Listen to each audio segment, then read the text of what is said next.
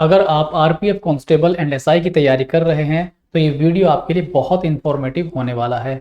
अक्सर सूचना के अभाव में बहुत सारे स्टूडेंट एग्ज़ाम के किसी ना किसी स्टेज में बाहर हो जाते हैं या बहुत सारी दिक्कतें उन्हें टाइम टू टाइम फेस करनी पड़ती है, जिस कारण उन्हें बहुत ज़्यादा लॉस होता है।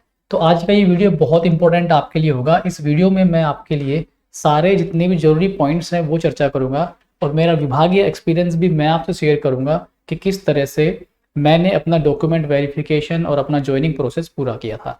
तो वही एक्सपीरियंस मैं आपसे शेयर करता हूं जब भी मैं कोई ऐसा वीडियो लेके आता हूं आपके लिए। तो देखिए यहाँ पर एलिजिबिलिटी ऑफ कैंडिडेट की जो एलिजिबिलिटी क्राइटेरिया है वो क्या क्या है। इसमें मुख्य आपका आता है educational qualification and as.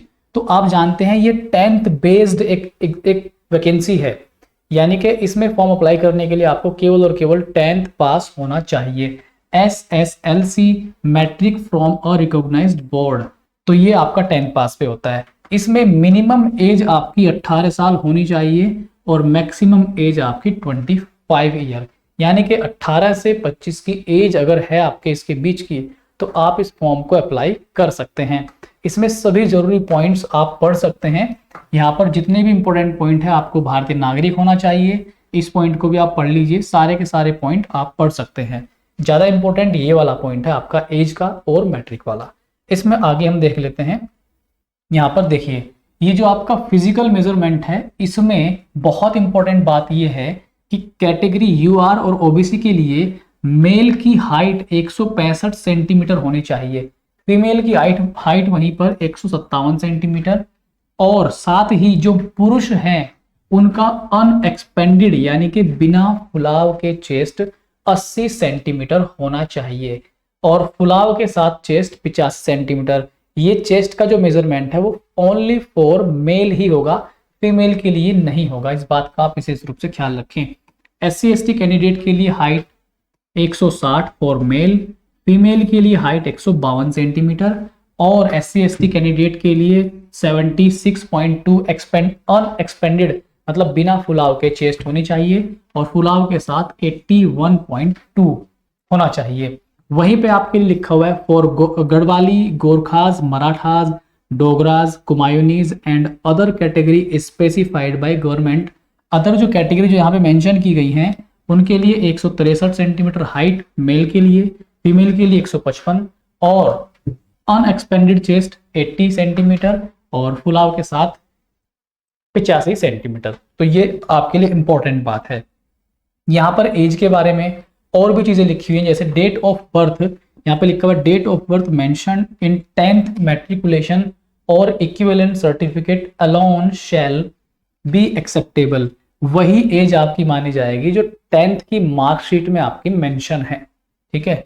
The lower and upper age limit indicated in the employment notice will be record as 1 July 2018। तो जो मेजरमेंट होगा एज का वो 1 जुलाई 2018 को आधार मान के किया जाएगा। वो कैसे करते हैं वो मैं आपको आगे बताऊंगा, ठीक है। आगे देख लेते हैं हम लोग इसमें सारे इंपॉर्टेंट पॉइंट। और ये जो मैं जानकारी आपको दे रहा हूँ ये ऑफिशियल नोटिफिकेशन से ही दे रहा हूँ। इस वीडियो के नीचे टेलीग्राम ग्रुप का लिंक रहेगा, वहां पे 4-5 हजार लोग रेलवे के ही जुड़े हुए हैं, उसको आप जरूर ज्वाइन कीजिए। वहां से भी आप एक दूसरे से संपर्क करके जानकारी को और मजबूत कर सकते हैं। यहाँ पर आप देखिए जो एज का रिलैक्सेशन है वो SC/ST कैंडिडेट्स के लिए 5 ईयर होता है, ठीक है। ये 5 ईयर है। एज रिलैक्सेशन परमिसिबल बियॉन्ड अपर एज लिमिट, तो अपर एज लिमिट ये 5 ईयर की होगी, ठीक है। ओबीसी के लिए कितना होता है? ओबीसी में नॉन क्रीमी लेयर कैंडिडेट के लिए ये यहाँ पे 3 साल का होता है। बाकी और सारी चीजें यहाँ पे लिखी हुई हैं। एक्स सर्विसमैन के लिए लिखा हुआ है इसी तरह से होता है।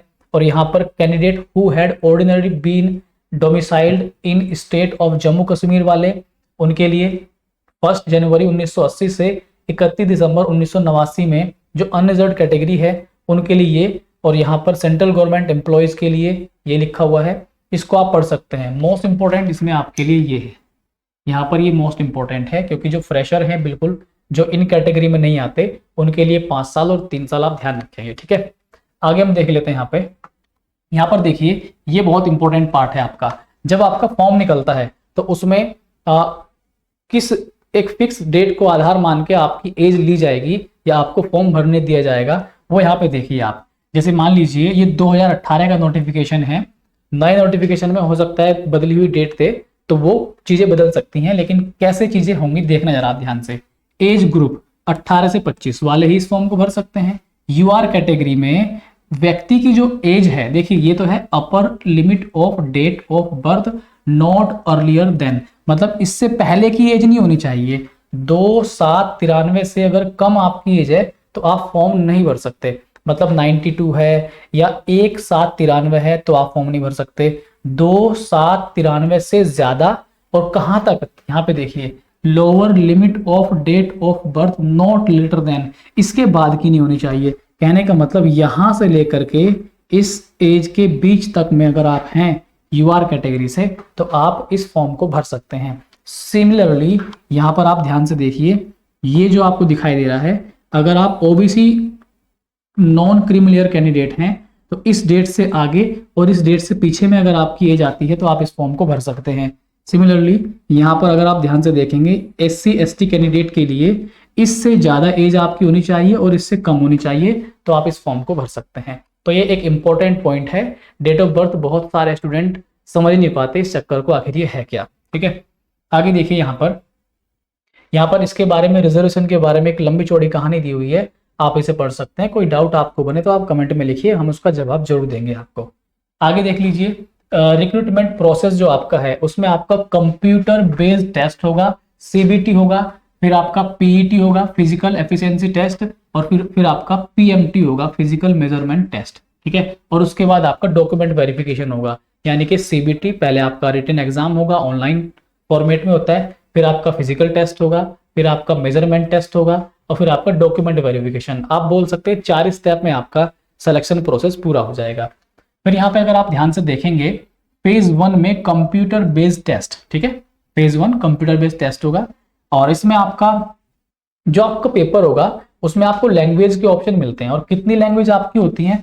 15 लैंग्वेज होती है, हिंदी, इंग्लिश, उर्दू, तमिल, तेलुगु, कोंकणी, मलयालम, कन्नड़ा, मराठी, गुजराती, बंगाली, उड़िया, असमीज, मणिपुरी एंड पंजाबी। ये 15 लैंग्वेज में आपको ऑप्शन मिलता है, अपने इच्छा अनुसार अपनी भाषा को चुन के आप पेपर दे सकते हैं। नेक्स्ट है आपका the standard of examination will be 10th matric level, 10वीं पास का स्तर रहेगा, 10th लेवल पे ये एग्जाम होता है। Candidate will be required to answer all question and shall be awarded 1 mark for each correct. एक सही उत्तर के लिए 1 नंबर आपको मिलेगा। अगर एक क्वेश्चन आप गलत करते हैं तो 1/3 नंबर आपके कटते हैं। समझ गए आप बात को? यानी कि 3 क्वेश्चन अगर आप गलत करेंगे तो आपका 1 नंबर कट जाएगा। 1/3 की यहाँ पे निगेटिव मार्किंग आपकी हो जाती है। बाकी सारी चीजें जो इंपॉर्टेंट है वही मैं आपको बता रहा हूँ, जो आपके काम की चीजें हैं। यहाँ पर आगे देखिए आप लोग, यहाँ पे देखिए it will be necessary to obtain 35% marks.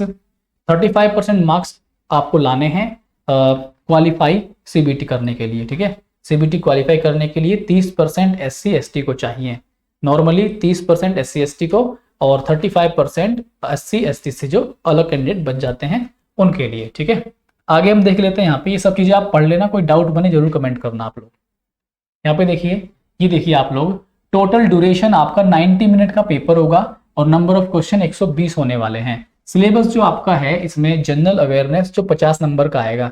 General awareness में आप देखिए questions will be aimed at testing the candidates general awareness of the environment around him and its application to society to test knowledge.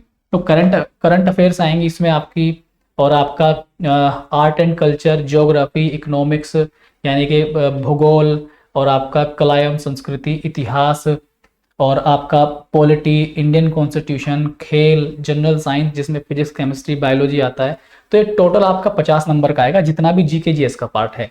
फिर आपका mathematics आता है जो पूरा 35 number का आएगा। 35 क्वेश्चन आते हैं, 35 नंबर का आता है पूरा का पूरा। इसमें सारे ही चैप्टर आएंगे, चैप्टर यहाँ पे लिखे हुए हैं, ये तो कुछ ही लिखे हुए हैं, बहुत सारे चैप्टर होते हैं, 15, 20, 30 चैप्टर होते हैं जो आपके इसमें आते हैं। फिर आपका रीजनिंग का पार्ट है, जनरल इंटेलिजेंस एंड रीजनिंग, ये भी आपका 35 मार्क्स का आएगा। ये सारे के सारे टॉपिक्स यहाँ पे चैप्टर्स मेंशन किए हुए हैं। तो अगर आप रेलवे की तैयारी करना चाहते हैं तो इस चैनल से जुड़ के मेरा जो विभागीय एक्सपीरियंस है, मैंने कैसे सिलेक्शन लिया, किस तरह से आप फर्स्ट अटेम्प्ट में मेरे तरीके से सिलेक्शन ले सकते हैं, तो मैं आपसे वो सब चीज़ें, सब स्ट्रेटजी, सब बारीकियां शेयर करता हूँ। तो आप एप्लीकेशन पे जाके अपनी तैयारी को मजबूत कर सकते हैं। इस वीडियो के डिस्क्रिप्शन में आपको एप्लीकेशन का लिंक भी मिल जाएगा। आगे हम लोग देख लेते हैं यहाँ पे। ये देखिए फिजिकल एफिशिएंसी टेस्ट जो आपका पीईटी है और पीएमटी है, उसके बारे में आप जरूर यहाँ पे ध्यान से समझिए। कांस्टेबल मेल के लिए जो 1600 मीटर की रनिंग होगी वो 5 मिनट 45 सेकंड में होगी। लड़कियों के लिए 800 मीटर की जो रेस है वो 3 मिनट 40 सेकंड में होगी, ठीक है, फीमेल के लिए। और पुरुषों के लिए जो लॉन्ग जंप होगा 14 फीट होगा, हाई जंप 4 फीट होगा। वहीं कन्याओं के लिए 9 फीट का लॉन्ग जंप और 3 फीट का हाई जंप होगा, ठीक है। और यहाँ पर 1600 और 800 मीटर का जो इवेंट होगा उसमें केवल एक चांस आपको मिलेगा। अगर आप एक बार में रेस नहीं लगा पाते, दूसरा मौका आपको नहीं दिया जाएगा। यहाँ पर जो हाई जंप और लॉन्ग जंप है इसमें आपको 2 चांस तक मिलेंगे, उसके बाद कोई चांस आपको यहाँ पे नहीं मिलता। ये बात बहुत इंपॉर्टेंट है।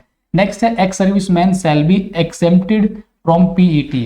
एक्स सर्विसमैन को पीईटी नहीं देना, उन्हें केवल और केवल they will have to undergo PMT. उनको केवल फिजिकल मेजरमेंट टेस्ट देना है, मतलब उनका केवल और केवल मेजरमेंट होगा, रनिंग वनिंग उनकी लॉन्ग जंप एक कुछ नहीं होगा। इसमें आगे देखिए, ये वाला पार्ट भी इंपॉर्टेंट है यहाँ पे।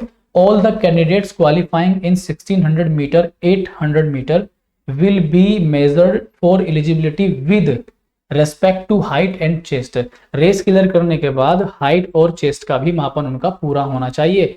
ऐसा नहीं है कि हाइट और चेस्ट में बाहर हैं और रनिंग में कंप्लीट, रनिंग पूरा हो गया तो उनको फाइनल सिलेक्शन में रख लिया जाएगा, ऐसा नहीं है, ठीक है। सब चीज उन्हें पूरी करनी होती है। Male candidate who do not have minimum height, जिनकी मिनिमम हाइट नहीं है, शैल नॉट बी कंसीडर्ड, उनको माना नहीं जाएगा, बाहर कर दिया जाएगा, डिस्क्वालीफाइड कर दिया जाएगा, ठीक है।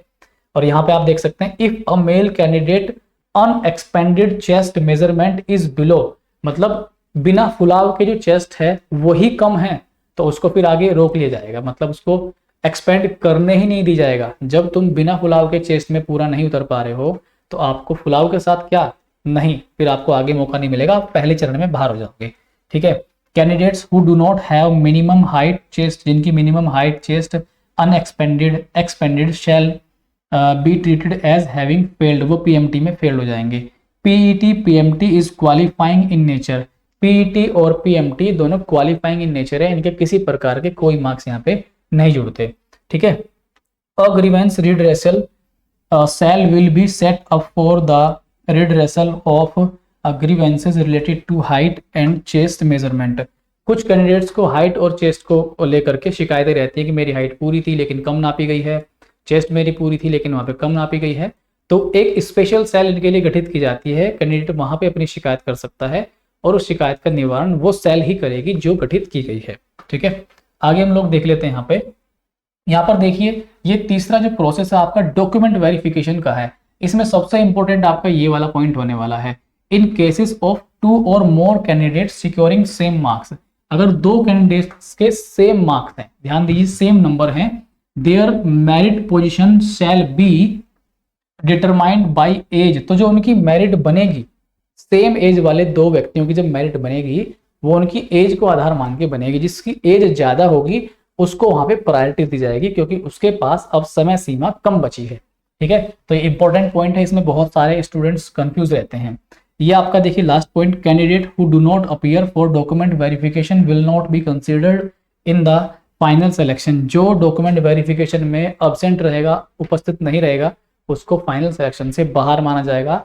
ये मान करके कैंडिडेट को इसमें इंटरेस्ट नहीं है तो हम इसे फाइनल सिलेक्शन से बाहर कर देते हैं। ये मैं सब कुछ अपना एक्सपीरियंस से आपसे बता रहा हूँ, मैंने सारे प्रोसेस देखे हैं, मेडिकल मेरा हुआ, फिजिकल मेरा हुआ, रनिंग मेरी हुई है, सारी चीजों से मैं बीत चुका हूं, इसलिए मैं आपको बहुत अच्छे तरीके से बिल्कुल रियलिटी आपको मैं बता सकता हूं। तो हर चीज मैं यहाँ पे शेयर करता हूं अपनी, ठीक है। तो यहाँ पे आप देखिए आगे जरा, तो ये हमारी पूरी जानकारी मैंने आपको दी है जो इंपॉर्टेंट जानकारी थी।